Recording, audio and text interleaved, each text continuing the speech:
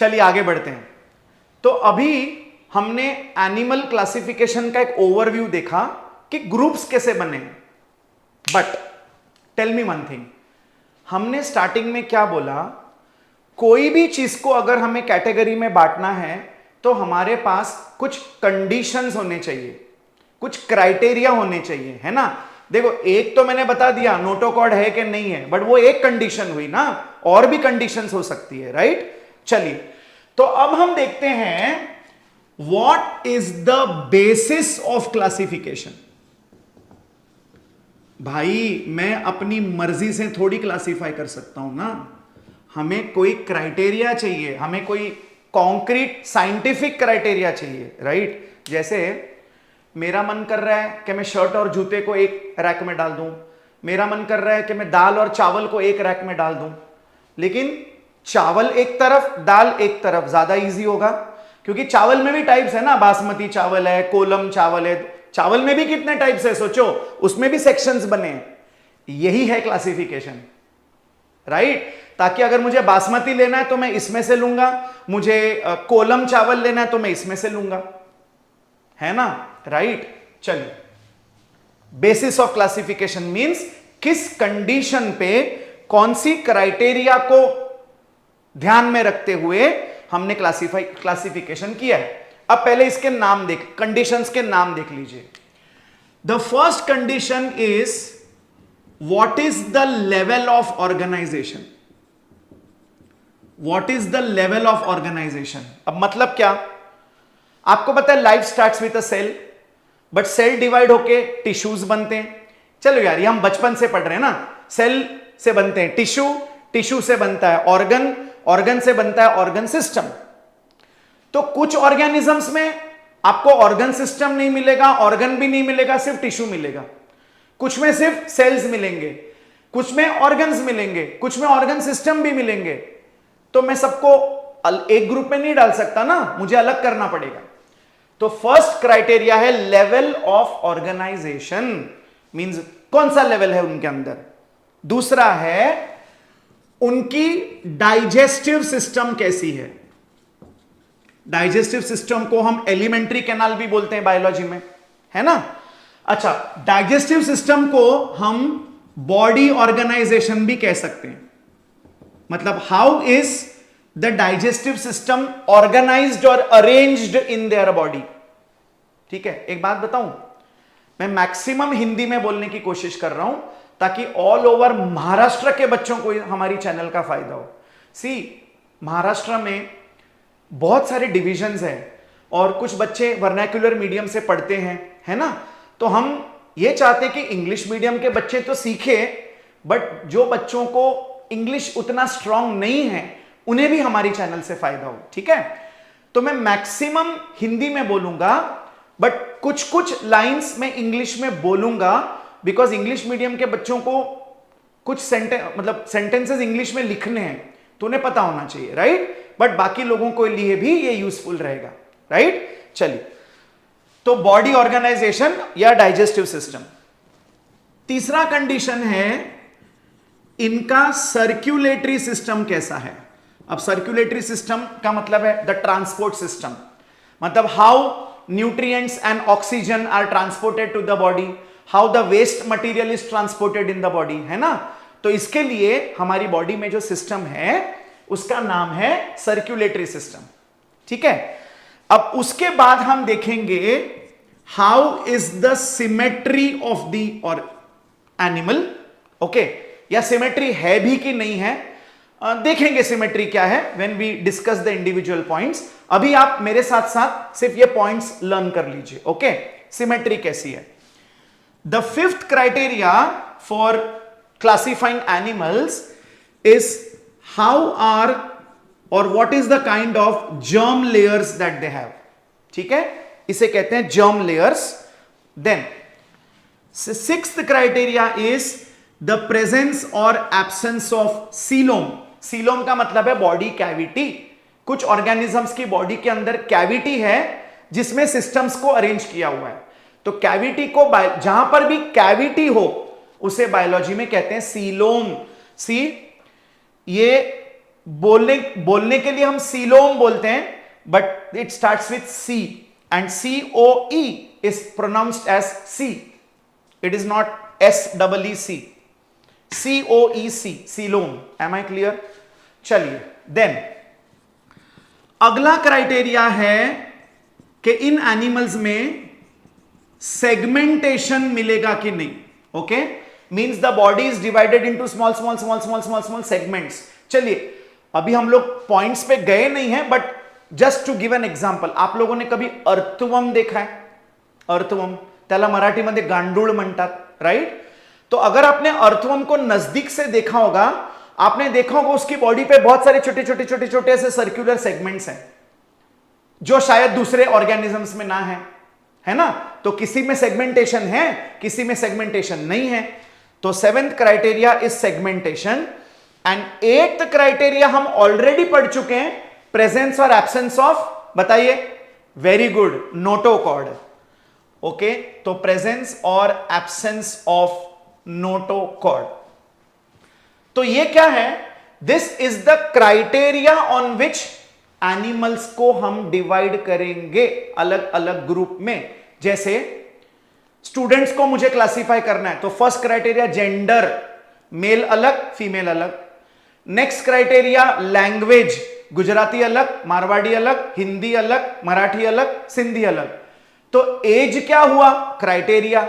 Language क्या हुआ? Criteria. Okay, toll heighted अलग, स्मॉल हाइटेड अलग.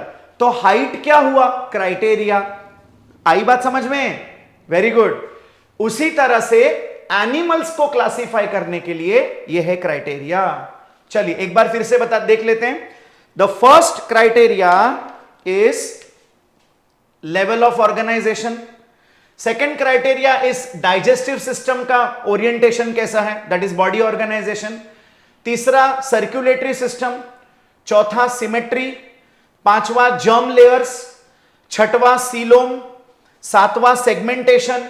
और आठवां प्रेजेंस और एब्सेंस ऑफ नोटोकॉर्ड. चलिए जल्दी जल्दी स्क्रीनशॉट ले लीजिए so that we go to the individual criteria one by one. चलिए शुरू करें.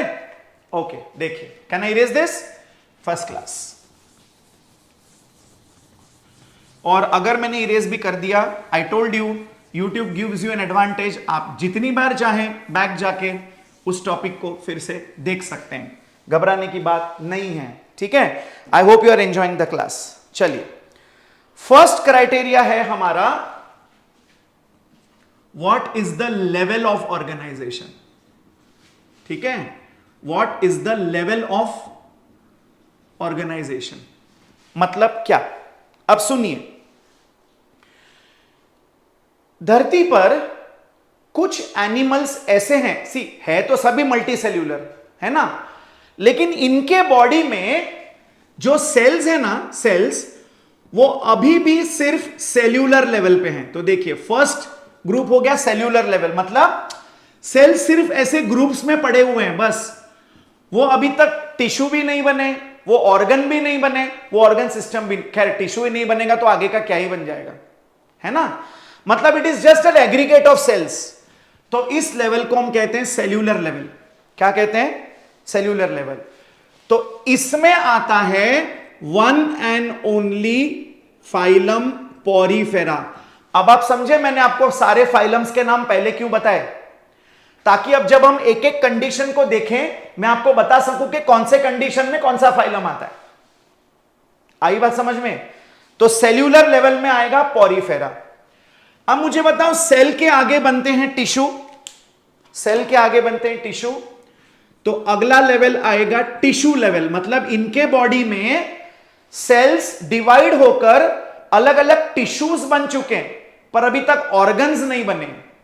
Are you getting this? Tissue level. तो मेरे बच्चों, इसमें दो फाइलाज आते हैं. Okay, there are two phyla. The first one is Cnidaria and Ctenophora. वैसे आपको एक बात बताऊं, पुराने क्लासिफिकेशन में निडेरिया और टीनोफोरा को एक फाइलम में डाला गया था जिसे कहते हैं फाइलम सिलेंटरेटा.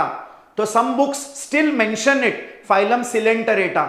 लेकिन बाद में निडेरिया को पता चला कि टीनोफोरा से मेरी कुछ चीजें मिलती जुलती हैं, लेकिन काफी चीजें जो नहीं मिलती जुलती, तो टीनोफोरा को लात मार के हकल दिया तो उसका अलग फाइलम बना दिया। Got the point? तो पहले ये दोनों साथ में थे, लेकिन दोनों में आपको टिश्यू लेवल ऑर्गेनाइजेशन देखने मिलेगा। There are no organs, there are only tissues. Then मेरे प्यारे बच्चों, organ level class organisation, organ level organisation ये फर्स्ट टाइम चालू हुआ प्लैटीहेल्मिन्थस से। देखिए मैंने आपको टू द पॉइंट बता रहा हूं, जितना आपको एग्जाम के लिए जरूरी है, बाकी की बकवास हम नहीं करेंगे। जितना आपके बोर्ड्स, आपके 11th के एग्जाम के लिए और नीट पॉइंट ऑफ व्यू के लिए या सीईटी पॉइंट ऑफ व्यू के लिए जितना इंपॉर्टेंट है उतना ही हम आपको बताएंगे। We don't want to overload you with something that you don't need to know. ठीक है? हां, तो ऑर्गन लेवल में फर्स्ट ऑर्गन्स कहां से बनना शुरू हुए? प्लैटीहेल्मिन्थस से। ठीक है? अब लास्ट बात करते हैं, ग्रीन वाली इंक इजीली दिखाई नहीं दे रही है तो I am again using red. Okay, अब आया ऑर्गन सिस्टम लेवल। अब ऑर्गन मतलब ऑर्गन्स बहुत सारे बने, and when many similar organs come together you get an organ system, है ना? जैसे आपका स्टमक, आपका स्मॉल इंटेस्टाइन, आपका लार्ज इंटेस्टाइन मिलकर बना डाइजेस्टिव सिस्टम, फिर आपका नोज, आपका विंड पाइप, आपके लंग्स मिलकर बना रेस्पिरेटरी सिस्टम, आपका हार्ट और आपके ब्लड वेसल्स मिलकर बना सर्कुलेटरी सिस्टम। तो अब ऑर्गन्स आगे जाकर सिस्टम में अरेंज हो गए, तो उसे हम कहते हैं ऑर्गन सिस्टम। अब ये आपको किस में देखने मिलेगा? From Aschelminthes, from Aschelminthes till Chordata. देखिए till Chordata, the next division, इन सभी के अंदर आपको ऑर्गन सिस्टम्स मिलेंगे। आई बात समझ में? So the first criteria for classification is level of organisation. उसमें होता है cellular level, tissue level, organ level, organ system level. तो पॉरीफेरा में सिर्फ सेल्स हैं, अभी तक टिश्यू नहीं बने, तो पॉरीफेरा में होगा सेल्यूलर लेवल, निडेरिया और टीनोफोरा में मिलेगा टिश्यू लेवल, जहां पे सेल और आगे जाकर टिश्यू बन गए हैं। देन प्लैटीहेल्मिन्थस में मिलेगा ऑर्गन लेवल, एंड एस्केलेमिन्थस से आगे पूरा कॉर्डेटा तक आपको मिलेगा ऑर्गन सिस्टम लेवल।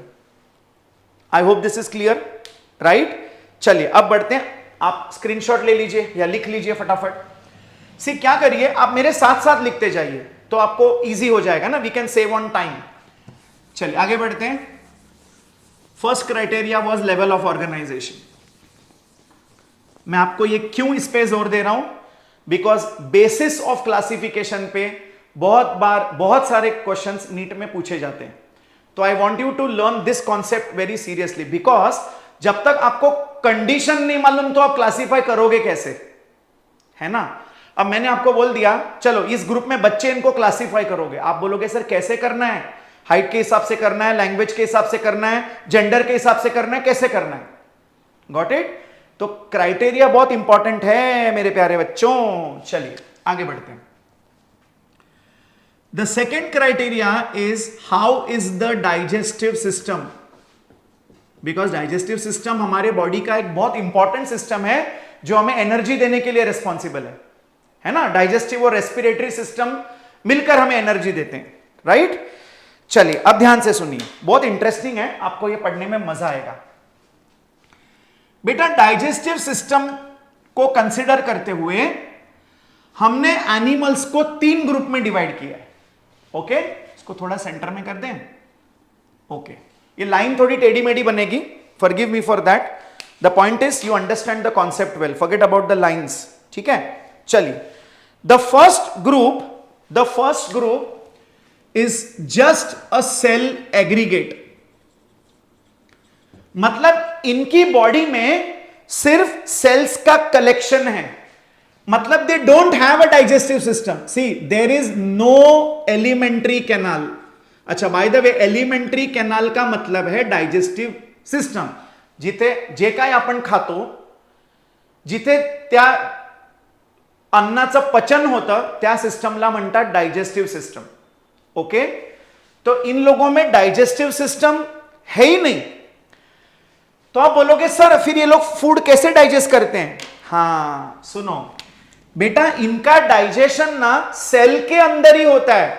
हमारा डाइजेशन सेल्स में नहीं होता है, हमारा डाइजेस्टिव सिस्टम में होता है, पर इनका सेल के अंदर ही डाइजेशन होता है।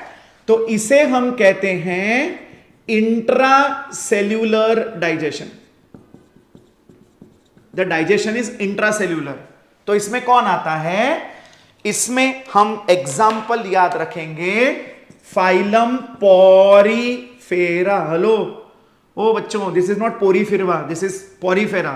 पोरी वोरी हमें नहीं फिराना, अभी हमें हमारे नीट पे, हमारे सीटी पे, हमारे बोर्ड्स पे ध्यान देना है, ठीक है? बाद में करेंगे वो, राइट? सो फाइलम पॉरीफेरा।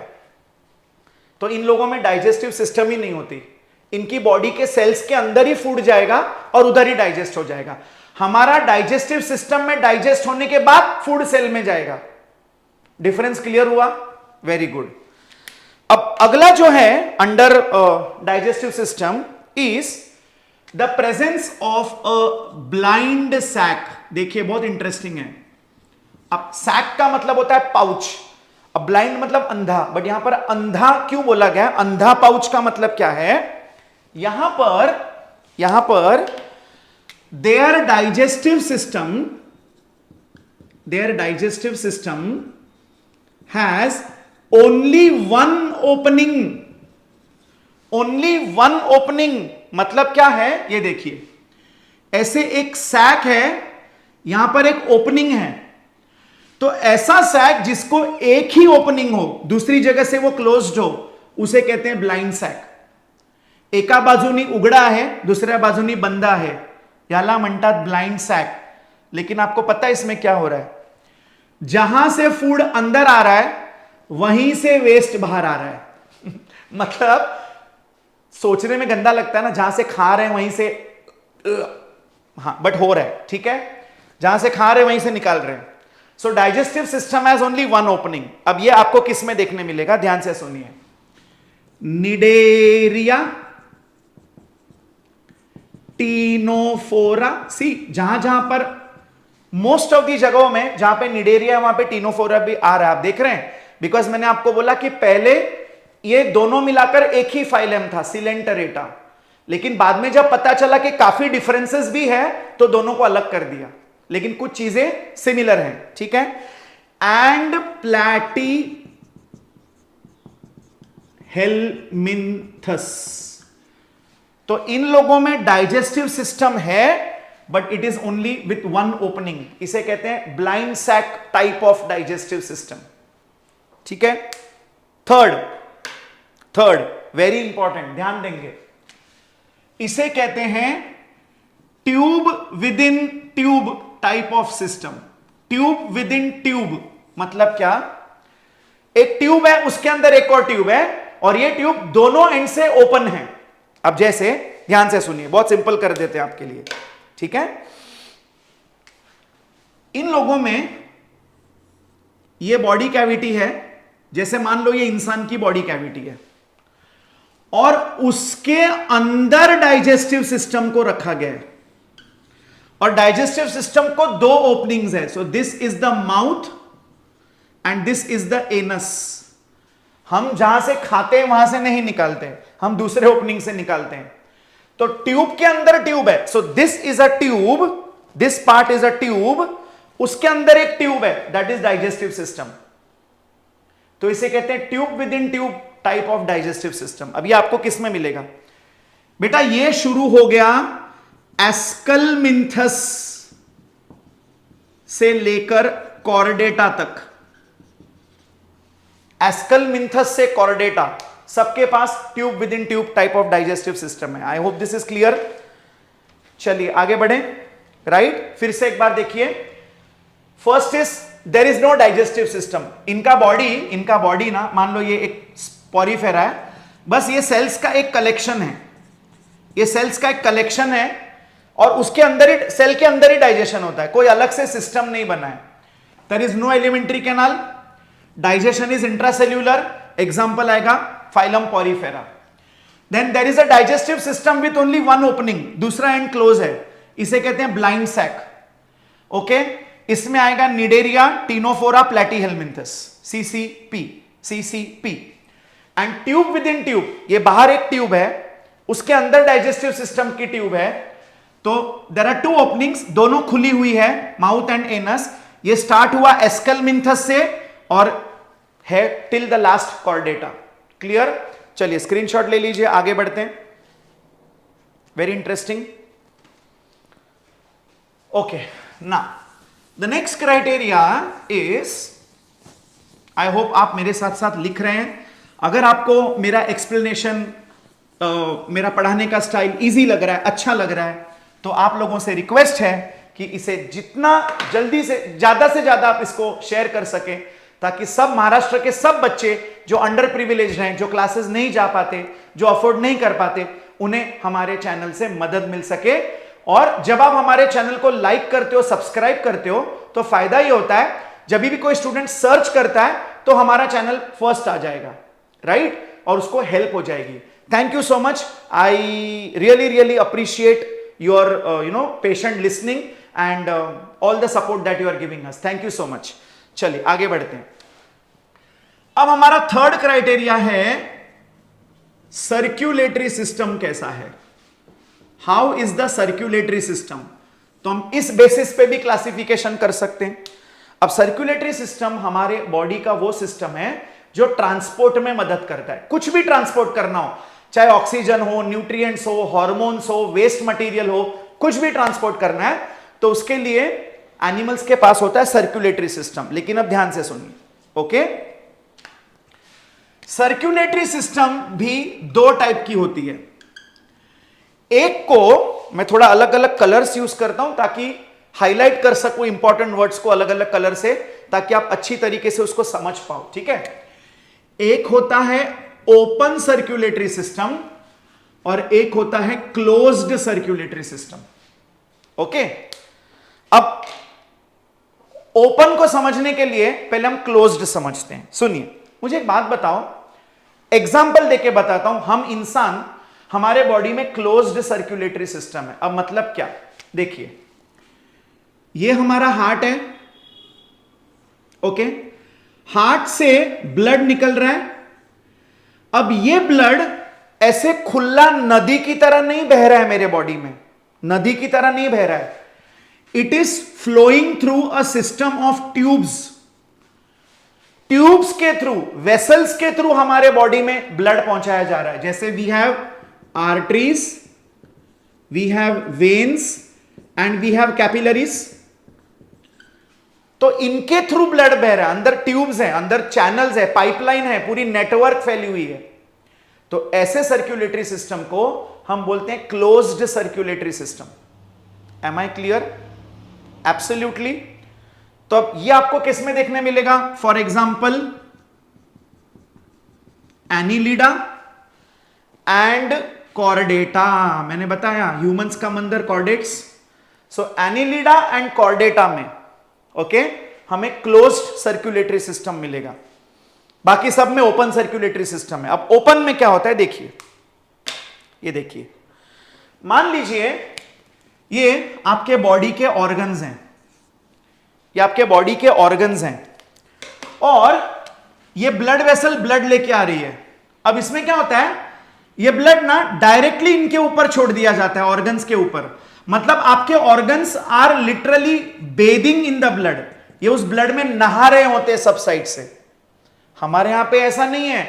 आर्टरीज आगे जाके आर्टीरियोल्स बनेंगे, आगे जाके कैपिलरीज बनेगी। अब ये देखिए हमारे में क्या होता है, मान लो ये मेरे बॉडी के सेल्स हैं, तो कैपिलरी सेल के बाजू से गुजरेगी, जो ब्लड वेसल है वो सेल के बाजू से गुजरेगा और इनके बीच में एक्सचेंज होगा मटेरियल्स का। इस तरह से ब्लड सेल के अंदर नहीं जाता या ऑर्गन्स के अंदर नहीं जाता, सेल्स के बाजू से गुजरता है। यहां पर डायरेक्टली ब्लड को ऑर्गन्स पे छोड़ दिया जाता है लाइक अ शावर। तो ये हो गया ओपन सर्क्यूलेटरी सिस्टम, ठीक है? सबसे अच्छा एग्जांपल अगर आपको ये देखना है तो arthropoda group is a very good example of open circulatory system. Arthropoda means आपका क्रैब, आपका cockroach, these animals come under arthropoda group. हम पढ़ेंगे आगे, अभी मैं सिर्फ आपको ओवरव्यू बता रहा हूं इसके वजह से। Are you listening? Am I clear? तो इनके बॉडी में ना, पहली बात तो आर्थ्रोपोडा में ब्लड भी नहीं होता। आपको पता है आर्थ्रोपोडा के बॉडी में जो लिक्विड है उसे कहते हैं हीमोलिम्फ। क्या कहते हैं? हीमोलिम्फ। इनमें आरबीसी नहीं होता, इट इज कॉल्ड हीमोलिम्फ। और ये हीमोलिम्फ को पूरी बॉडी में फैलाने के लिए कोई वेसल्स नहीं है, डायरेक्ट, सॉरी, ओके, तो इनको पूरी बॉडी में फैलाने के लिए कोई वेसल्स नहीं है, डायरेक्टली ये बस एक नदी की तरह बह रहा है अंदर ये लिक्विड, ठीक है। So this is open circulatory system, we have closed circulatory system. इतना क्लियर हुआ? आगे बढ़े, चलो। The next criteria after circulatory system, after circulatory system, the next criteria is symmetry. very interesting, देखिए स्पेलिंग सिमेट्री का, symmetry. अब symmetry का मतलब, चलिए आपको इजी करके बताते हैं। अगर मैं किसी ऑर्गेनिज्म को काटूं, बीच में से काटूं, तो क्या हमें 2 इक्वल हाफ्स मिलेगा या नहीं मिलेगा? और अगर काटूं तो किस प्लेन में काटूं तो मिलेगा या मिलेगा ही नहीं? इसे हम कहते हैं सिमेट्री। क्या कहते हैं? सिमेट्री। अब सुनिए, इसके अंदर अब 3 चीजें होती है, लिसन वेरी केयरफुली। एक होता है एसिमेट्री, मतलब इसमें सिमेट्री है ही नहीं, है ही नहीं symmetry, okay. The second type of symmetry is called as radial symmetry. क्या कहेंगे? Radial symmetry. And the third one is called bilateral symmetry, ठीक है। तो सिमेट्री में 3 चीजें हो गई। एसिमेट्री मतलब सिमेट्री है ही नहीं, ए का मतलब होता है एब्सेंट। जनरली बायोलॉजी में अगर किसी शब्द के आगे ए लग जाए तो हम उसे कहते हैं एब्सेंट। जैसे ए बायोटिक एंड बायोटिक कंपोनेंट्स आपने पढ़ा होगा एनवायरनमेंट में। तो बायोटिक मतलब जिसमें लाइफ है, ए बायोटिक मतलब जिसमें लाइफ नहीं है। तो ए मतलब एब्सेंट समझ लो, ठीक है। अब ध्यान से सुनिए, जनरली पॉरीफेरा में देयर इज नो सिमेट्री। अच्छा, पॉरीफेरा को हम कॉमन लैंग्वेज में स्पॉन्जेस भी बोलते हैं, स्पॉन्जेस कम अंडर पॉरीफेरा, ठीक है। मतलब इनका बॉडी शेप ना एकदम ओबड़ दोबड़ होगा। कैसा तो होगा, मतलब दोनों साइड अलग होगा। देखिए अब अगर इसमें इसको मैं बीच में से काटूं तो ये पार्ट अलग है, ये पार्ट अलग है, देयर इज नो सिमेट्री। तो इसे हम कहेंगे एसिमेट्रिकल, ठीक है। चलो मैं आपको सिमेट्री समझाने के लिए एक इजी एग्जांपल बता दूं। आप लोगों ने अमीबा पढ़ा है, देखिए अमीबा का सेल कितना इर्रेगुलर है। तो अगर मैं उसको ऐसे काटूं तो भी इक्वल पार्ट नहीं मिलेगा, अगर मैं ऐसे काटूं तो भी इक्वल पार्ट्स नहीं मिलेंगे, अगर मैं ऐसे काटूं तो भी इक्वल पार्ट नहीं मिलेंगे। अमीबा हालांकि यूनिसेल्यूलर है, बट मैं आपको एग्जांपल के लिए बता रहा हूं। And amoeba is not an animal, amoeba comes under protista group, ठीक है, समझाने के लिए बता रहा हूं, right. Amoeba is not an animal.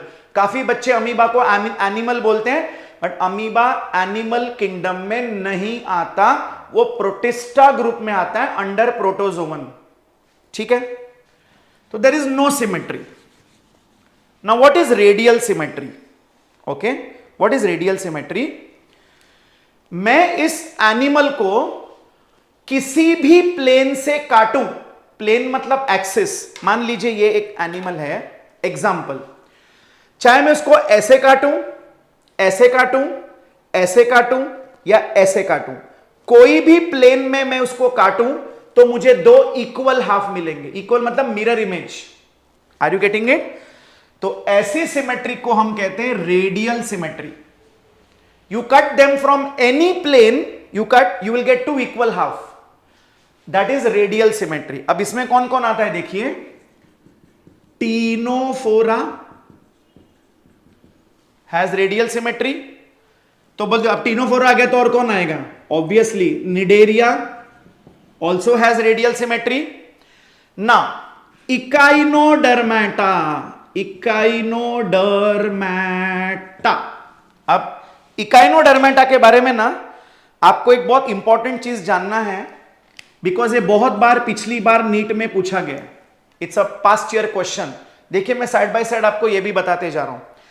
अब इकानोडर्माटा में क्या है कि जब ये अडल्ट्स होते हैं, मतलब जब ये बड़े हो जाते हैं, तो इनकी रेडियल सिमेट्री होती है। कैसी होती है?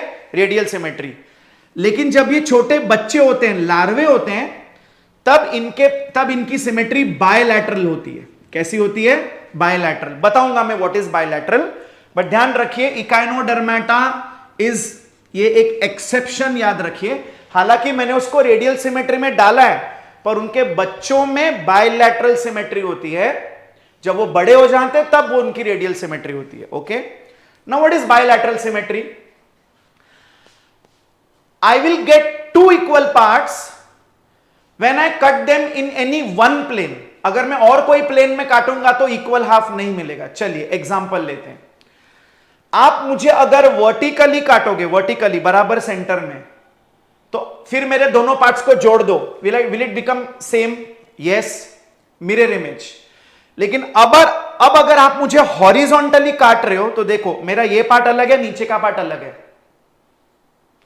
तो अगर आपको मेरे इक्वल पार्ट चाहिए, आपको मुझे इसी प्लेन में काटना पड़ेगा, वर्टिकल, है ना? इस टाइप ऑफ सिमेट्री को कहते हैं bilateral symmetry, where you will get two equal halves when you cut them in only one specific plane. जैसे चूहा, आप उसको ऐसा काटोगे तो दो हाफ मिलेगा, लेकिन ऐसा काटोगे तो दोनों हाफ अलग है, इक्वल नहीं होंगे ना, dimension wise and shape wise and everything, right? तो अब इसमें कौन आएगा? All other phyla. All other phyla, मैंने फाइला क्यों लिखा है फिर से बता रहा हूं, singular phylum, plural phyla. I hope आप लोगों को समझ में आ रहा है। अगर अच्छा लग रहा है तो थोड़ा सा प्यार दे दीजिए, लाइक कर दीजिए, सब्सक्राइब कर दीजिए, अपने फ्रेंड्स को सजेस्ट कर दीजिए कि भाई एक चैनल आया है जिसमें बायो बहुत इजी तरीके से पढ़ाया जा रहा है और डॉक्टर पढ़ा रहा है भाई, है ना? What better than learning from a doctor. ठीक है, चलिए वंस अगेन, तो तीन टाइप की सिमेट्री है, रादर दो टाइप की, ये तो सिमेट्री है ही नहीं। एसिमेट्री, जहां पर आप कहीं से भी काटो you will not get two identical halves, तो Porifera comes under asymmetry. Radial symmetry, you cut them from any plane you will get two identical half, identical half. Ctenophora, Cnidaria, Echinodermata में adults में radial symmetry है, ये पूछते हैं, लेकिन लार्वे में bilateral symmetry है, और बाकी सारे फाइला में आपको बायलैटरल सिमेट्री देखने मिलेगी। Am I clear? एब्सोल्युटली। तो ये हमारा होगा अगला। देखिए मैं क्यों स्लो जा रहा हूं, क्योंकि मैं आई एम मेकिंग श्योर कि मैं हर एक चीज कवर करूं। हम आपको काट काट के नहीं पढ़ाएंगे, हम आपको सब कुछ पढ़ाएंगे। इस चैनल पे आपको एक एक लाइन पढ़ने मिलेगी टेक्स्ट बुक की, ठीक है, अलॉन्ग विथ नीट टॉपिक्स। चलिए आगे बढ़ते हैं। अब अगला क्राइटेरिया है हमारा अगला क्राइटेरिया है, अच्छा और एक चीज, अगर आपको मेरा ये क्लास अच्छा लगा तो कमेंट सेक्शन में आपके अच्छे अच्छे कमेंट्स छोड़ दीजिए, बिकॉज जब आप अच्छे कमेंट्स करते हो it really gives us a lot of energy and motivates us to do better. आपके comments is like the mitochondria for us, power house, है ना? चलिए आगे बढ़ते हैं। अब अगला कंडीशन था हमारा, अगला कंडीशन था जर्म लेयर्स। जर्म लेयर्स, चलिए now what do you mean by germ layers? पहली बात, what is germ layer? Okay, see मैं आपको एक इजी एग्जांपल देके बताता हूं। जब भी कोई बच्चा अपने मम्मी के बॉडी में बनता है, ओके, तो फर्टिलाइजेशन के बाद जैसे स्पर्म और एग, पापा का स्पर्म और मम्मी का एग मिला, फर्टिलाइजेशन हुआ, जाइगोट बना। अब ऐसा नहीं कि जाइगोट से सीधा बॉडी बनना चालू हो जाएगी, जाइगोट से 3 अलग लेयर्स ऑफ सेल्स बनेंगे। पहले सुनो, बहुत इजी है, 3 लेयर्स ऑफ सेल्स बनेंगे और हर लेयर में से बॉडी के अलग अलग ऑर्गन्स डेवलप होंगे। Simple, okay? तो देखिए, जैसे मान लो ये आपका एक लेयर ऑफ सेल्स हो गया, फिर ये दूसरा लेयर ऑफ सेल्स हो गया, और ये तीसरा लेयर ऑफ सेल्स हो गया। ये सिर्फ सेल्स का लेयर है। फिर ये आगे डेवलप होकर कुछ लेयर्स में से आपका हार्ट बनेगा, कोई लेयर में से आपका बोन्स बनेगा, कोई लेयर में से आपका ब्रेन बनेगा। Are you getting my point? तो इनिशियली सेल्स के कुछ लेयर्स बनते हैं एम्ब्रियो में। Embryo means when the baby is developing in the mother's womb, it is called embryo. जेव्हा बाळ डेव्हलप व्हायला सुरू होतं त्या स्टेजमध्ये त्याला एम्ब्रियो म्हणतात आणि तेव्हा आधी हे 3 लेयर्स बनतात। तो इन लेयर्स को बोला जाता है germ layers. The layers from which, अगर मैं सिंपल में बोलूं तो आपके बॉडी के वो इनिशियल लेयर्स, पहले के वो लेयर्स जिनमें से आपके बॉडी के अलग अलग पार्ट्स बने, अलग अलग ऑर्गन्स बने, दैट इज जर्म लेयर्स। ठीक है, अब इसके बेसिस पे कैसे क्लासिफिकेशन हुआ है ध्यान से देखिए, वेरी इंपॉर्टेंट। एक ग्रुप है बच्चों जिनके पास कोई जर्म लेयर ही नहीं है, there is no germ layers, क्योंकि ऑर्गन्स ही नहीं है, ऑर्गन सिस्टम ही नहीं है। तो आप मुझे दिमाग लगा के बताओ इसमें कौन सा फाइलम आएगा? सोचिए, हमने पढ़ा है first one, very good, super. तो पॉरीफेरा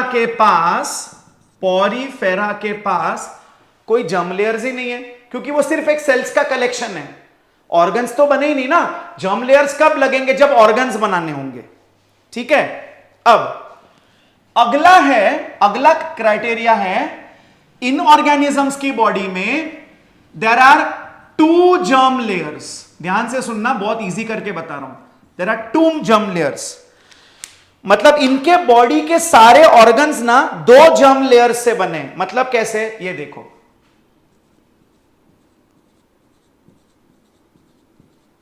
ये बाहर एक germ layer, are you listening? ठीक है, और ये अंदर एक जर्म लेयर, बस।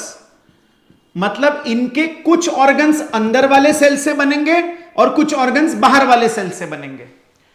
तो ऐसे एनिमल्स जिनकी बॉडी 2 जर्म लेयर्स से बनी, उन्हें कहा जाता है, I am writing here, okay यहां लिख रहा हूं बिकॉज नाम के साथ रहेगा, इन्हें हम कहते हैं डिप्लोब्लास्टिक। अब अगेन डरने की बात नहीं है, मैंने क्या बोला आपको, बायोलॉजी में जब भी कोई नया वर्ड आए उसको ब्रेक कर दो, स्प्लिट कर दो। तो देखो, डिप्लो मतलब 2, डाई हम यूज करते हैं वर्ड डाई मतलब 2, and blast is a layer, a group of sales,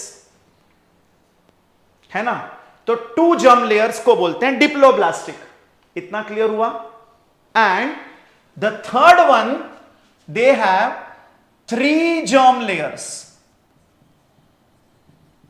They have 3 germ layers. Their body organs are made from 3 germ layers. तो अब आप मुझे बताओ, अगर इसको डिप्लोब्लास्टिक कहते हैं तो इसे हम कहेंगे ट्रिप्लोब्लास्टिक। इसे क्या कहेंगे? ट्रिप्लोब्लास्टिक।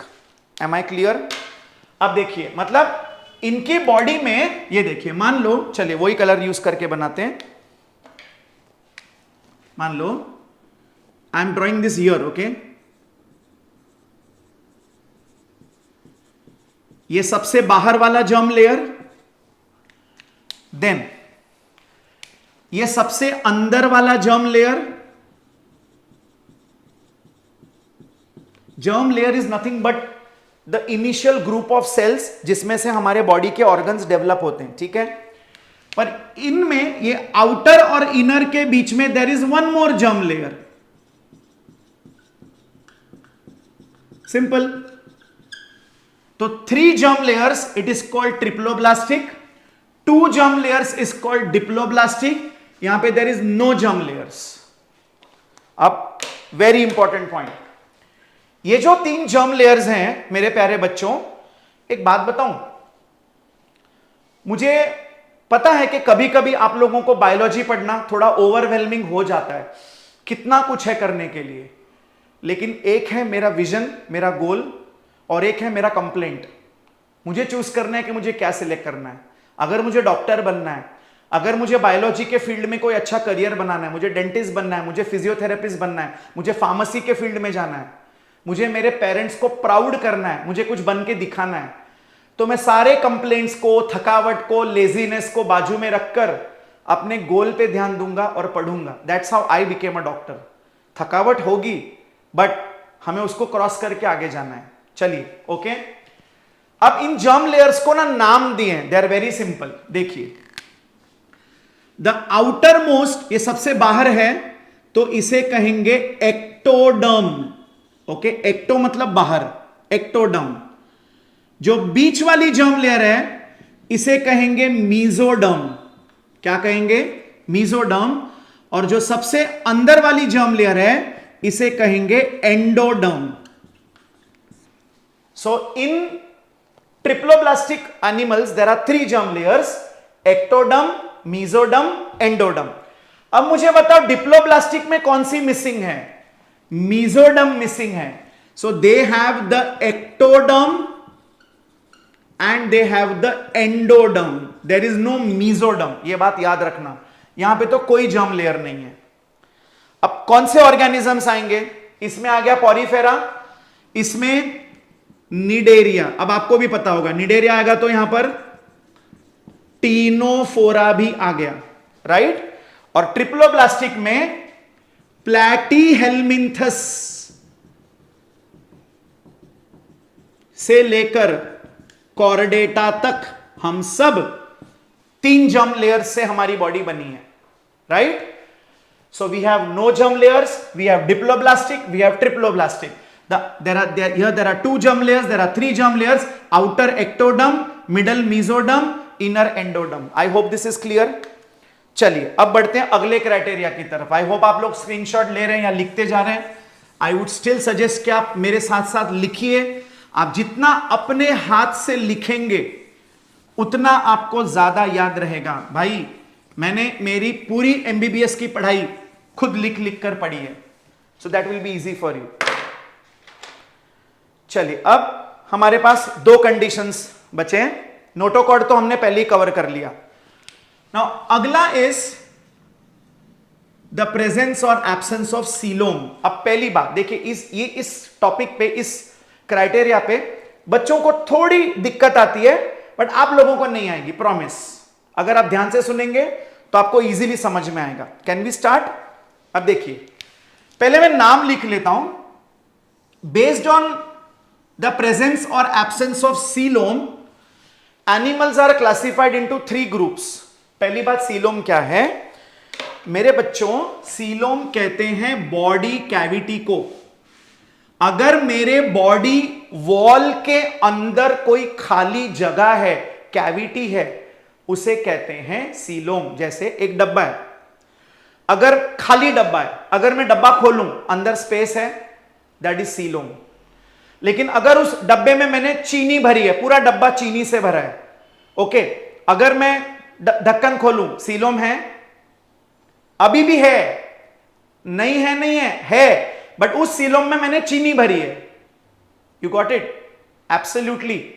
लेकिन अगर मैं ईंट को बीच में से काटूं, ईंट को, अंदर खाली जगह है? नहीं, ईंट अंदर भरी हुई है, so no coelom. I am just giving you this silly examples to make you understand what is a coelom. coelom का मतलब होता है खाली जगह, कैविटी। चलिए, now based on the presence or absence of coelom, animals are divided in 3 groups. ध्यान से सुनिए, पहले मैं नाम लिख लेता हूं। The first group of animals are acoelomate. मैंने आपको बोला बायोलॉजी में अगर वर्ड के आगे ए लग जाए, ए मतलब एब्सेंट, इनके अंदर बॉडी कैविटी नहीं है तो acoelomate. Then the second group is pseudocoelomate. बताऊंगा meaning, don't worry. By the way P लगाया है पर प्रोनाउंसिएशन इज सूडोसीलोमेट, ठीक है। And the last one is eucoelomate. Okay, तो बेस्ड ऑन द प्रेजेंस और absence of body cavity, that is coelom, हम 3 group of animals देखते हैं। एक एसीलोमेट, एक सूडोसीलोमेट और एक यूसीलोमेट। अब देखिए मैं आपको एकदम इजी करके ये समझाऊंगा, ठीक है? ध्यान से सुनिए। मान लीजिए ये मेरी, ओके चलिए यहां पे आइए, वहां से आपको दिखाई नहीं देगा। ओके, मान लीजिए ये मेरी बॉडी कैविटी है, this is my body wall, और अंदर, ये अंदर मेरे बॉडी वॉल के अंदर ये मेरा डाइजेस्टिव सिस्टम अरेंज्ड है, ये मेरा डाइजेस्टिव सिस्टम अरेंज्ड है ना। तो डाइजेस्टिव सिस्टम क्यों अंदर अरेंज्ड है? क्योंकि अंदर कैविटी है, अंदर जगह है, तभी तो अरेंज्ड है ना। Are you getting my point? अब सुनिए, अगर मैं इसका क्रॉस सेक्शन लूं, अगर मैं इसका क्रॉस सेक्शन लूं, ध्यान से सुनिए, तो ये मेरी बॉडी कैविटी है, this is my body cavity, और ये मेरा गट का सेक्शन है। गट का मतलब होता है डाइजेस्टिव सिस्टम। डाइजेस्टिव सिस्टम को हम गट भी बोलते हैं। तो अब इन ऑर्गेनिजम्स में क्या होता है, ध्यान से सुनिए, यहां पर एक मीजोडर्म का लेयर लगा हुआ है, मीजोडर्मल सेल्स का लेयर लगा हुआ है। Are you listening to me? और यहां पर भी मीजोडर्म सेल्स का लेयर लगा हुआ है। मतलब कैविटी है, और इस कैविटी के अंदर की तरफ, मतलब बाहर की तरफ से और अंदर की तरफ, दोनों जगह मीजोडर्म सेल्स का लेयर लगा हुआ है। मतलब ये जो है ये कैविटी है, मतलब there is a cavity present. तो इन ऑर्गेनिजम्स को हम बोलते हैं यूसिलोमेट। अब वर्ड कैसे बना? यू का मतलब है ट्रू, सीलोम का मतलब है कैविटी। तो देखिए, अब मैं जो रेड लाइन से बना रहा हूं वो कैविटी है, ये वाला स्पेस जो है वो कैविटी है।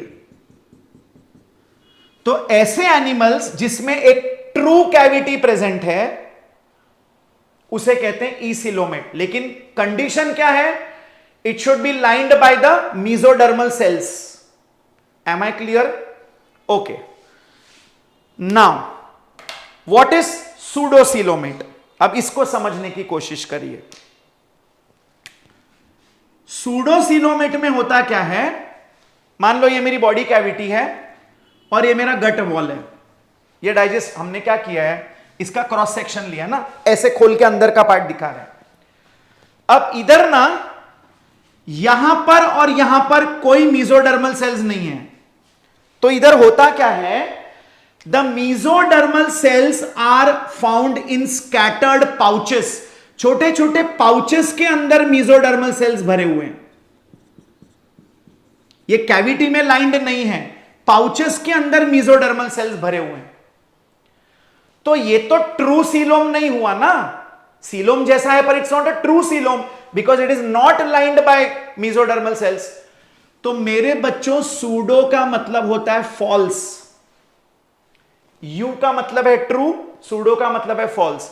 So this is a cavity, but it's a false cavity because it is not lined by mesodermal cells here and here. The mesodermal cells are in pouches and not lining the gut wall or the body wall. Am I clear? Right?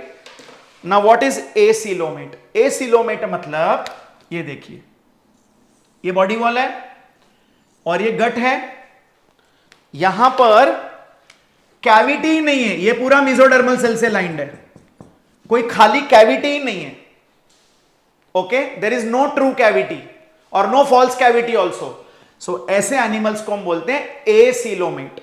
So based on the presence और absence of coelom there are three category: acoelomate, pseudocoelomate, eucoelomate.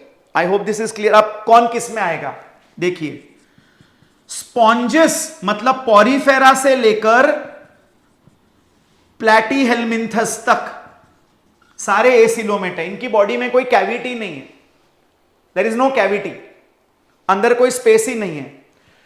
Pseudocoelomate is एस्कलमिन्थस, cavity है लेकिन false है, not lined by mesodermal cells, तो हम उसे कहते हैं false cavity. और यहां पर एनीलिडा से लेकर कॉर्डेटा तक, एनीलिडा से लेकर कॉर्डेटा तक there is a true body cavity, eucoelomate. I hope this is clear. चलिए, we are just coming towards the end of the class. अगला क्राइटेरिया है, बताइए, हमने किया है basis of classification. What is the next criteria? Segmentation. Very good. चलिए इसको समझने की कोशिश करते हैं, वेरी इंपॉर्टेंट। अच्छा, सेगमेंटेशन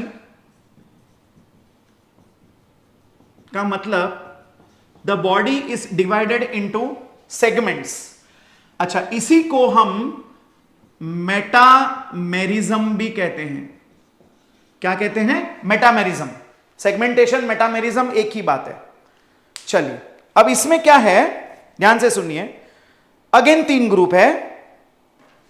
पहला, कुछ ऑर्गेनिजम्स में आपको इंटरनली भी सेगमेंटेशन मिलेगा और एक्सटर्नली भी सेगमेंटेशन मिलेगा। So segments are found internally also, externally also. Then कुछ लोगों में there is only external segmentation, अंदर कोई सेगमेंट्स नहीं है, बाहर है। और कुछ लोगों में सिर्फ इंटरनल सेगमेंटेशन है, बाहर कोई सेगमेंट्स नहीं है। ओके, चलिए अब आपको एक बात बताऊं, example. The body is divided into small small segments.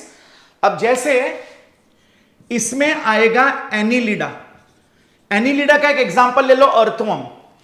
तो अगर आप एक अर्थवर्म का बॉडी देखते हो तो उसके बॉडी में अंदर से भी ऐसे सेगमेंट्स हैं और बॉडी के ऊपर भी सेगमेंटेशन है। So there is metamerism, internal as well as external. लेकिन अगर हम आर्थ्रोपोडा की बात करें, आपने क्रैब देखा होगा, स्कॉर्पियंस देखे होंगे, इनके बॉडी में सिर्फ एक्सटर्नल सेगमेंटेशन है, अंदर कोई डिविजन्स नहीं है। और सारे chordates, okay, all the chordates including us, we have internal segmentation. I hope this is clear. इसका डिटेल हम आगे करेंगे, अभी के लिए आपको सिर्फ इतना याद रखना है, Annelida have both internal and external segmentation, arthropoda has only external segmentation, chordates have only internal segmentation. And last point था हमारा जो लास्ट क्राइटेरिया था, ओके, दैट इज, यहीं पे ले लेते हैं, चलिए, द प्रेजेंस और एब्सेंस ऑफ नोटोकॉर्ड। चलिए अब इसमें हमें क्या याद रखना है, जिन एनिमल्स के पास नोटोकॉर्ड है they are called chordates, only chordates have notochord, right. Second, ये जो नोटोकॉर्ड है वो बनी किसमें से पता है? हमने क्या बोला, there are 3 germ layers, ectoderm, mesoderm, endoderm. तो ये नोटोकॉर्ड बनती है मेसोडर्म से, ठीक है। तो वी से इट इज मेसोडर्मली डिराइव्ड मतलब जहां से बनी है, मेसोडर्मली डिराइव्ड मतलब मेसोडर्म से बनी है। Third, it is a solid rod like structure, ये एक डंडी जैसी स्ट्रक्चर होती है। सॉलिड मतलब अंदर से भरी हुई, खाली नहीं होती, okay. Then it is present on the dorsal side, ये हमेशा बॉडी के बैक साइड पे है, तो बैक साइड को कहते हैं डॉर्सल, फ्रंट को कहते हैं वेंट्रल, बैक साइड को कहते हैं डॉर्सल, ओके। और ये कब बनती है, चलो यहां लिख देते हैं, और एक पॉइंट यहां लिख देते हैं, it is formed during embryological development, it is formed during embryological development. मतलब जब मम्मी के बॉडी में बेबी एम्ब्रियो स्टेज में होता है तब ये नोटोकॉर्ड डेवलप होती है, right. So one more time, it is present in chordates, it is मेसोडर्मली derived, it is a solid rod like structure present on the dorsal side, it is formed during embryological development। तो इसी के साथ हमारा basis of classification यहां खत्म होता है, मतलब हम एनिमल्स को किस क्राइटेरिया पे क्लासिफाई कर रहे हैं, ठीक है। अब अगले पार्ट में हम एक एक फाइलम को, एक एक ग्रुप को डिटेल में पढ़ेंगे कि उनके कैरेक्टरिस्टिक्स क्या है। बहुत इंटरेस्टिंग टॉपिक है। आई होप आप लोगों को हमारा यह सेशन अच्छा लगा। अगर अच्छा लगा तो आपका प्यार दिखा दीजिए, बहुत सारे लाइक्स, बहुत सारे अच्छे अच्छे कमेंट्स, और इसको बस फैला दीजिए ताकि सभी बच्चों को इसका फायदा मिल सके। Thank you so much, it was nice meeting you all, take care, God bless.